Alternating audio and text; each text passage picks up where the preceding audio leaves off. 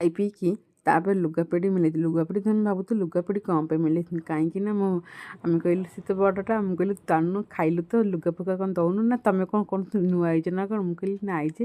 ମୋ ସାନ ଭଉଣୀ କହିଲା ଦେଉନୁ ମୁଁ ନେବି। କହିଲା ହଉ, ତାର ସେମିତି କିଛି ନାହିଁ, ଯାହା ଥିଲେ କହିବ ହଉ ନେଉନୁ ନେଇ, ସୁନା ହଉ କି ରୂପା ହଉ ଯେମିତି ହଉ। ସେଇଥିପାଇଁକା ତା ଦୁଇ ଭଉଣୀ ତା ଦୁଇଟା ଯାକ ଛୁଆ, ମୋ ସାନ ଖଣ୍ଡ କହୁଛି ମାଉସୀ ତୁ ନେଉନୁ, ଏଇ ଲୁଗାଟା ନେଉନୁ, ସେଇ ଲୁଗାଟା ନେଉନି, ସବୁ କହୁଛି। ବଡ଼ କହୁଛି ତୁ କ'ଣ ସବୁ ଦେଇ ଦେଉଛି ମାଉସୀ। କହିଲା ହଁ ମାଉସୀ ନେବନି ନା କ'ଣ, ଏମିତି କହୁଛି ମାଉସୀ ଏ ଲୁଗାଟା ନେଉ, ସେ ଲୁଗାଟା। ତାପରେ ଏମିତି ଦିଆ ନିଆ ହେଇକି ବଛାବଛି କରିଦେଲୁ, ଆମକୁ ଦେଇଥିଲା। ଆମେ ତ ଘରକୁ ଆସିକି ପୁଣି ମାର୍କେଟ କାମ ଥିଲା, ପୁଣି ଯାଇକି ମାର୍କେଟ କାମ କିଣାକିଣି ସବୁ କରିଦେଲୁ। ତାପରେ ଆସିଥିଲୁ ମାଉସୀର ଶ୍ୱଶୁର ଚାଲି ଯାଇଥିଲେ, ତାଙ୍କର ଆଜି 11 ଭୋଜି ହେଇଥିଲା। ସେଇଥିପାଇଁକା ତାଙ୍କ ଭୋଜି ଖାଇବାକୁ ଆସିଥିଲୁ। ତାପରେ ମାଉସୀକି ଦେଖା କରିଦେଲୁ, ଦେଖା କରିକି ଆସିକି ଏଇଠି କଥାବାର୍ତ୍ତା ହେଉଛୁ। ତାପରେ ମୁଁ ଯାଇ ରାତି ବି ବେଶୀ ହେଇଗଲାଣି, ଆସିଲା ଆମେ କହିଲେ ସମସ୍ତେ ଖାଇ ପିଇକି ଘରକୁ ଯିବାରି, ହାତ ବି ଗଡ଼ୁଛନ୍ତି। ମାଉସୀ କହିଲେ ତୁମେ ଯାହା ଖାଇଦେବ, ତାପରେ ଯାଇକି ପଛରେ କଥା ହେବ, ତାପରେ ପଛରେ ଯିବ।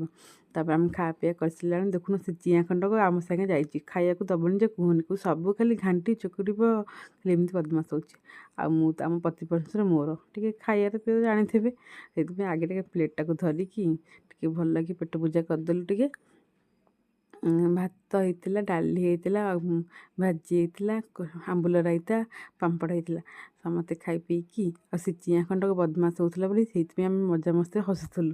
କହୁଛି ମୋତେ କ୍ଷୀରି ଦିଅ, ମୁଁ ସବୁବେଳେ ଘାଣ୍ଟିବି ଆଉ ଚାମଚ ଧରିକି, ଆଉ ଖାଲି ବାବା ମୁଁ କହିଲି ଜାଣୁ ସେ ଦାଦାକୁ ମାଗିବୁ, ଦାଦା ମାନେ ଯେଉଁ ମୋ ମାଉସୀର ପୁଅ ସାନଟା ସଫା ତା ଦାଦା ହେବ, ସେଥିପାଇଁ ଦାଦାକୁ ମାଗୁନୁ, ଦାଦା ଖାଲି ଏମିତି ହେଉଛି।